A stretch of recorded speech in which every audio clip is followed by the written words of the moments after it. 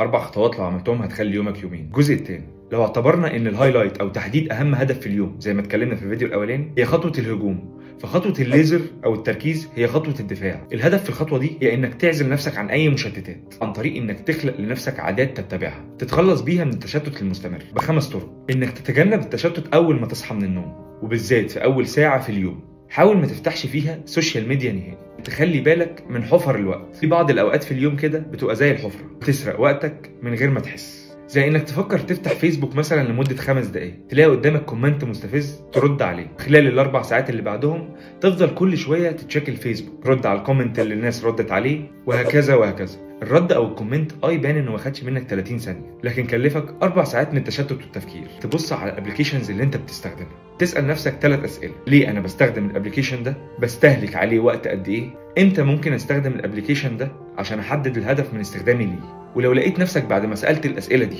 انك مش بتستفاد من الابلكيشن ده، لازم تشيله دلوقتي حالا. تعمل وقت مخصص ترد فيه على المسجز اللي بتجيلك. تقسم الشيء الاساسي اللي لازم تخلصه في اليوم لاجزاء صغيره بسيطه وسريعه، وبالتالي هتقدر تركز عليها بشكل اكبر وتنجزها في وقت اسرع. وما تنساش اللايك والفولو وانك تشوف الاجزاء اللي قبل كده.